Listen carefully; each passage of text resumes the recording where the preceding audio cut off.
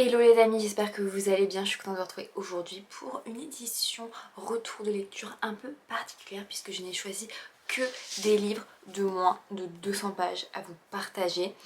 C'était un peu un hasard cet enchaînement de livres courts puisque j'ai commencé par un, puis après je me suis dit tiens je vais lire celui-ci et je me suis vite aperçue qu'en fait ils faisaient tous à peu près le même format. Il en manque un qui est sur mon Kindle qui est Des souris et des hommes de John Steinbeck et la surprise c'est que je l'avais acheté en 2013 sur... oui mon Kindle est très vieux, c'est un très vieux, je l'ai acheté quand je vivais aux États-Unis, il est parmi les premières éditions voilà, il a plus de... Ouais bref, on va pas revenir sur l'âge de mon Kindle. Et donc bonne surprise puisque j'ai pas dû le racheter. Je sais pas dans quel ordre je vais commencer parce que vous avez vraiment une variété de thèmes. Vous avez de la fiction, un essai, bref voilà. Je vais peut-être commencer par celui-ci. Joël Dickers, Le Tigre, qui est en fait une nouvelle. Et c'est vrai que personnellement j'aime beaucoup les nouvelles. Je trouve que c'est un format qui est assez accessible, rapide et en plus on peut pas mal enchaîner sur différents en fait...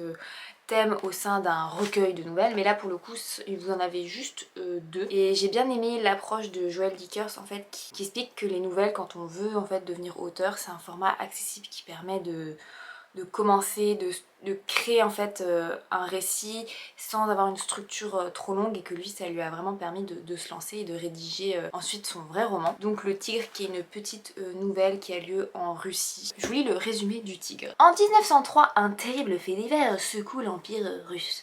Un village entier est massacré par un tigre. Le félin ne semble pas prêt de s'arrêter là. Il multiplie les attaques et fait régner la terreur jusqu'à Saint-Pétersbourg. Le tsar promet alors une récompense fabuleuse à qui parviendra à abattre le fauve, le poids du tigre en pièces d'or, monnaie. Les chasseurs de primes affluent vers la Sibérie mais sans succès. L'animal évente leur piège et disparaît dans la steppe. Jusqu'à ce qu'un jeune Pétersbourgeois, Ivan, décide de se lancer à son tour dans l'aventure. Pour venir à bout du tigre, il conçoit un stratagème aussi implacable que terrifiant. Mais le piège ne risque-t-il pas de se refermer sur lui ? Voilà, regardez, c'est écrit vraiment gros. Je me suis dit vraiment que ce thème de vidéo, ça peut être top si vous cherchez des livres courts et que vous avez justement envie de vous relancer dans la lecture sans être trop impressionné par des gros romans de 400 pages déjà. Parce que c'est impressionnant des fois de se lancer, surtout si on a peur de pas aimer. Donc là pour le coup on suit Ivan qui va chasser un tigre qui tue des populations entières en Russie. C'est le tsar qui fait un peu une chasse à l'homme entre guillemets, une chasse à l'animal. Il y a une petite morale à la fin qui est assez intéressante et ça passe très vite. Après voilà, le coût du livre était assez bas, on est sur 5 €, voilà, c'est heureusement parce que très court hein. Mais ensuite vous avez une autre petite nouvelle qui s'appelle La Panthère qui est issue de son autre roman qui est sorti l'année dernière, donc un roman policier avec un braquage, ça a lieu en Suisse. Il m'avait pas mal plu mais je trouvais qu'il y avait beaucoup de strates de récits auxquels il fallait s'accrocher, beaucoup de détails et je trouvais ça un peu compliqué finalement en livre audio, donc je préfère vous le préciser si jamais. Pour le coup c'est une petite nouvelle slash légende autour d'un noble qui revient dans son château avec une panthère et qui la garde comme animal de compagnie, mais bon vous le voyez arriver gros comme une maison, ça part un peu en cacahuète hein, parce qu'on ne peut pas garder à soi un animal sauvage, son instinct va tout de suite revenir. Donc voilà, vous enchaînez entre le tigre et la panthère. C'est sympathique à lire mais je veux dire par rapport aux autres livres que j'ai lus, ça m'a pas transcendé, surtout que la morale de l'histoire pour le tigre, bah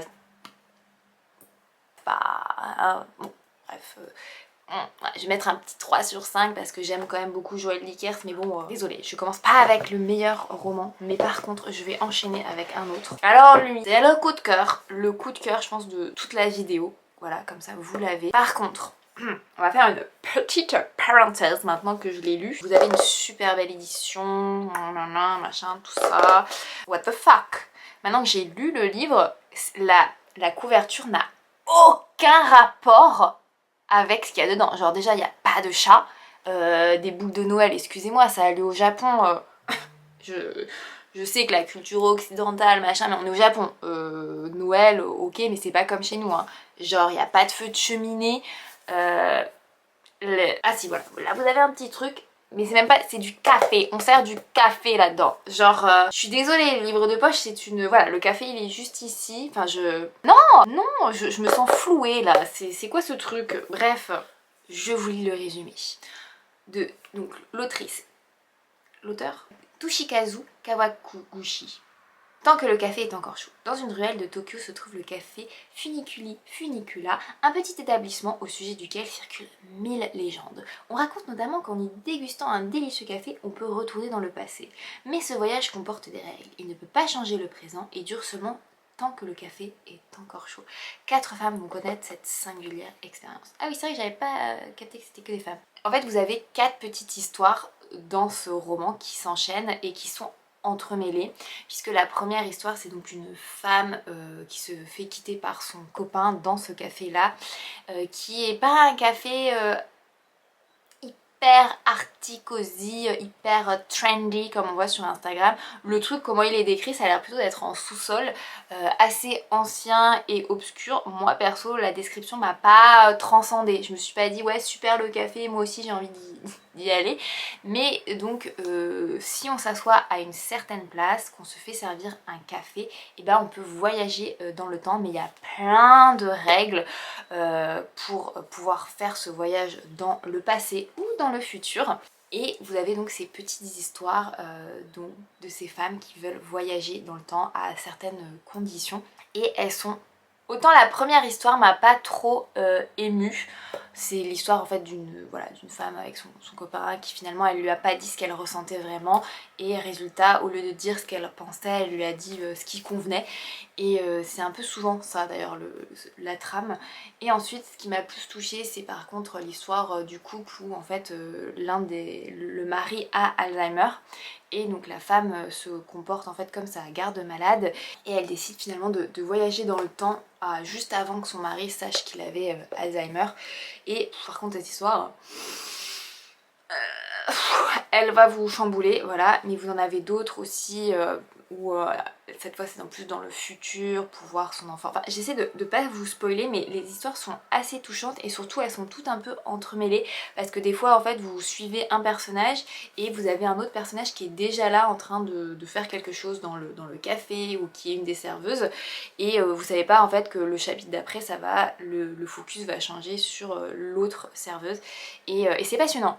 Après je trouve que pour avoir déjà lu un autre livre donc traduit du japonais, je trouve qu'on retrouve un peu le style, je sais pas comment expliquer ce style japonais mais dans la manière de décrire, dont les personnages, dans la manière de certains mots s'enchaînent, des fois c'est la musicalité est un peu plus abrupte, je saurais pas comment l'expliquer mais je trouve qu'on reconnaît en fait que ça a été traduit du japonais. C'est pas mal traduit du tout hein, mais c'est juste une sorte de style et de manière en fait de faire passer les émotions et même des fois il y a certaines émotions, genre certains comportements où je me dis oui, bah, en Europe ça serait très bizarre comme comportement mais peut-être qu'effectivement culturellement au Japon c'est plutôt un comportement qui est socialement normal. Bref, tout ça pour vous dire que c'est un gros coup de cœur. Pour moi c'est 4,5 quand même sur 5 et il se lit extrêmement vite. En fait dès que vous êtes dedans, genre vous ne pouvez plus le lâcher. Et ce qui est bien c'est que si jamais une partie de l'histoire ne vous plaît pas, et bien en fait au chapitre suivant vous allez changer de focalisation, vous allez sur l'histoire d'un autre personnage et ça c'est super pour pas lâcher le livre et rester dedans.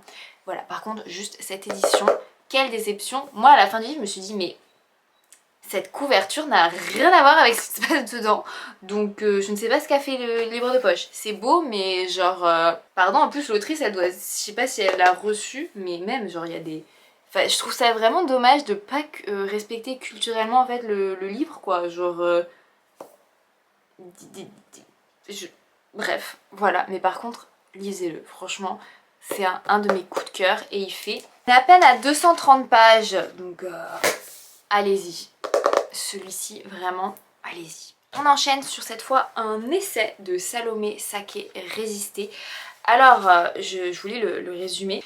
L'extrême droite est aux portes du pouvoir, dans les urnes comme dans les esprits, ses thèmes, son narratif et son vocabulaire s'imposent. Il est encore temps d'inverser cette tendance à condition de comprendre les rouages de cette progression et de réagir rapidement. Alors effectivement on est sur un essai qui est extrêmement bien documenté. Je vous montre les notes et les sources de pages parce que voilà, alors les sources c'est genre voilà, alors ça c'est pour aller plus loin et ensuite vous avez genre tout ça au moins, c'est plus d'une trentaine de pages de preuves de sources. Voilà, alors ça je pense que c'est pour tous les gens qui sont en mode ah c'est fake news, c'est faux, c'est faux. Là je pense que Salomé elle s'est dit on prend pas le risque, je vais foutre pardon, je vais mettre toutes les sources de mon écriture pour documenter et comme ça il n'y aura pas de négociation. Mais bon, on le sait de toute manière que les gens qui parlent de fake news, tout est fake, même les sources des scientifiques. Mais bon, elle a essayé, oups mon petit. Alors moi je dois avouer que ça faisait longtemps que je n'avais pas lu un essai, que ce soit sur le féminisme. Et je crois que je suis un peu tombée, et c'est exactement ce dont elle parle, Salomé, dans de l'indifférence, entre guillemets. Je me tiens extrêmement au courant de tout, mais je reste active, hein, y a pas de souci, je vote, je continue à donner mon opinion, mais je dois avouer avoir été, comment dire, tellement fatiguée côté militantisme, en fait, j'en avais marre de me battre, j'en avais marre d'être toujours dans cette sorte de colère et de frustration de ce qui se passait, que ce soit sur l'environnement, les femmes, les politiques, et je crois que je me suis... ouais c'est ça, je suis passée du côté indifférent, c'est-à-dire cette sensation que rien ne va changer et que bah, je suis hyper frustrée. Donc ça m'a fait vraiment du bien en fait de lire cet ouvrage de Salomé Saké, que j'aime beaucoup par ailleurs, je la suis sur les réseaux sociaux, elle est très très engagée, elle a une énergie face à ses détracteurs qui est inépuisable, elle est journaliste et j'aime aussi d'ailleurs son analyse du journalisme où elle explique qu'en fait c'est très difficile en fait d'être un journaliste objective et qu'il est important aussi de prendre parti pour défendre aussi ses libertés. Bon, désolée, il est un peu tordu. Donc la première partie c'est quand même vous expliquer ce qu'est l'extrême droite, que ça soit avant les années 2000 puis les années actuelles où il y a cette espèce de déradicalisation en fait de l'extrême droite, où maintenant certains sujets qui étaient inacceptables auparavant et maintenant rentrer dans le vocabulaire et qu'on puisse parler de certaines choses alors qu'avant c'était pas du tout le cas. Donc elle a théorisé tout ça, hein, j'en avais déjà entendu parler sur... c'était la fenêtre, attendez je vais le retrouver, la bataille sémantique, ensauvagement, wokisme, islamo-gauchiste. Bon je suis désolée je ne retrouve pas, mais en tout cas vous avez vraiment plusieurs chapitres très très clairvoyants sur l'état actuel de l'extrême droite en France, sur la banalisation de certains thèmes, sur la banalisation de certains comportements, avec beaucoup de comparaisons entre le traitement de l'extrême droite dans les années 2000, donc bien sûr je reviens sur Chirac versus Le Pen. Si vous avez fait Sciences Po, vous allez reconnaître toutes les refs avec Hannah Arendt, bien sûr, pour ne pas la citer. Vous avez aussi toute une analyse sur les médias avec Vincent Bolloré, CNews et notre cher Hanouna et Eric Zemmour. Voilà. La bataille sémantique, voilà, George Orwell. Si la pensée corrompt le langage peut aussi corrompre la pensée. Et vraiment sur tout ce qui est, voilà, pourquoi le vocabulaire identitaire triomphe avec notre cher Macron qui nous a parlé de réarmement. C'était quoi le terme? Je me souviens même plus. Réarmement civilisationnel, enfin bref, c'est vraiment des trucs complètement bref. Alors voilà, ce livre est extrêmement court et il va vous secouer. Je trouve que ce livre, cet essai ressemble beaucoup à celui de Stéphane Hessel qui était de c'est pas s'insurger. Ouais, c'était de s'indigner en 2010 et ça tombe bien, moi j'étais à la Sciences Po, j'étais en mode yes. Et c'est vrai que 10 ans plus tard, 10 ans plus tard, je me suis un peu endormie. D'ailleurs, c'est ce qu'elle explique, elle dit le danger de l'endormissement. Tout peuple qui s'endort en liberté se réveille en servitude, avertissait le philosophe Alain en 1934. Voilà, vous avez beaucoup de petites claques, comment vous dire, passées par là. Très très bien analysé, très accessible en termes de pensée, tout était très bien expliqué, c'est pas du tout pompeux, c'est ça que j'aime avec Salomé Saké, c'est qu'en fait elle est extrêmement cultivée, extrêmement éduquée, mais elle rend accessible en fait cette pensée pour qu'on s'en empare mieux et qu'on sorte de cette indifférence ou cet endormissement. Peut-être que c'est un peu de l'endormissement que j'ai subi. Voilà, oui, je regarde la télé, je regarde ces politiques, je suis au courant, mais c'est vrai que je suis un peu voilà, sur mon canapé à me dire voilà. Et ce petit livre m'a donné une petite claque. Voilà, merci Salomé, c'est un 5 sur 5. C'est difficile hein, de noter bien sûr un essai, mais franchement celui-ci, allez-y, il est à 5 €. Franchement c'est un best-seller, ça va être dans toutes les mains. Je sais que des fois c'est difficile de débattre en famille, de donner son opinion, donc elle explique comment faire, comment discuter avec des personnes qui se sont droitisées. Et voilà, donc allez-y. Je fais un petit grand écart. désolée, j'ai enchaîné avec La Petite Menteuse de Pascal Robert Diard. Hop, qui, je crois que c'est, attendez, prix Goncourt des lycéens. Ça c'est un prix que je vous conseille à chaque fois si vous manquez d'inspiration pour trouver des romans. Allez-y parce que à chaque fois c'est des vrais coups de cœur. Alors je sais que ce roman ne fait pas l'unanimité et vous allez voir pourquoi, parce que le thème il est assez, voilà, je mets un petit TW, un petit avertissement, parce que ça va parler de viol. La Petite Menteuse.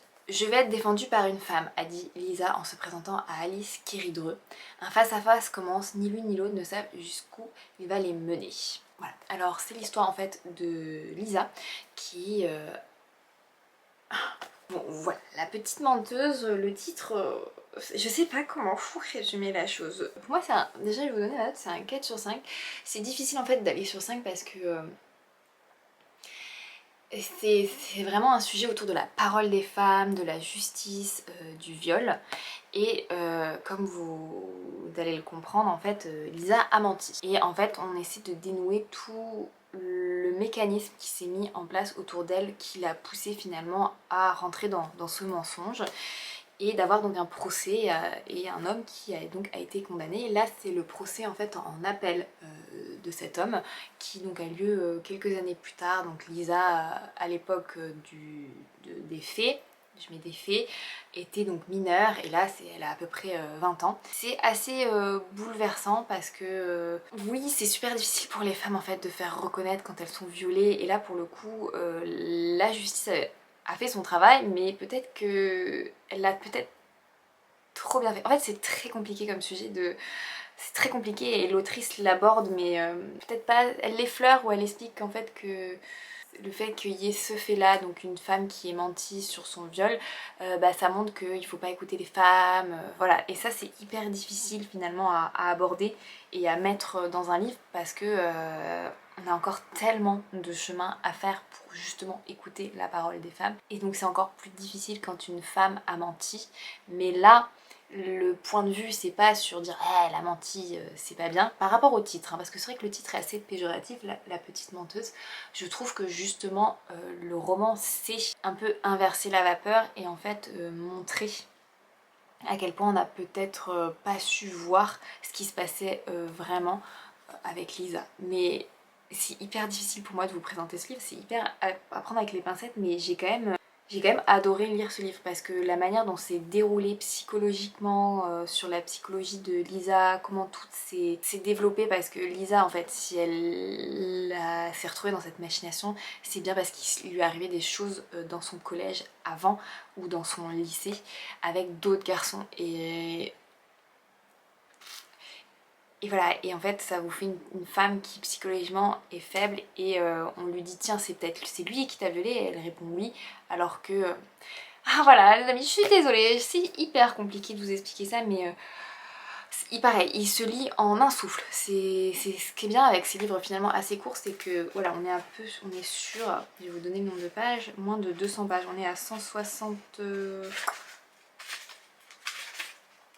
Voilà, on est sur 165 pages, ça se lit vraiment en une après-midi, vous êtes dedans. En fait c'est un peu comme si l'avocate que Lisa avait choisie en appel, puisqu'elle change d'avocate, défaisait l'enquête qui avait été menée par l'ancien avocat et la police pour aller vraiment aux vrais faits. Si jamais vous avez été effectivement victime de viol, je pense que c'est pas peut-être un livre à lire, ça peut que attiser votre colère sur ça, mais c'est vraiment délicat comme sujet.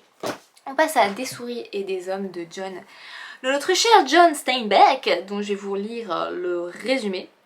Donc c'est un roman très très court, je crois qu'on est à peine sur 150 pages. Donc en Californie dans les années 1930, deux amis travaillent rudement de ranch en ranch pour gagner modestement leur vie en dépit de la crise économique qui sévit dans tout le pays.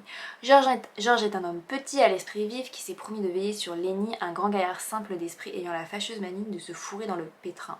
Ces deux amis que tout oppose en apparence partagent le même rêve, économiser suffisamment pour pousser une petite ferme et vivre comme des rentiers. Des souris et des hommes content l'histoire d'une amitié touchante devenue. Donc si j'ai eu envie de lire ce livre, c'est tout simplement grâce à Ambre Chalumeau qui partage en fait des lectures sur son podcast Liste de lecture tout simplement. Et elle l'a vraiment bien vendu.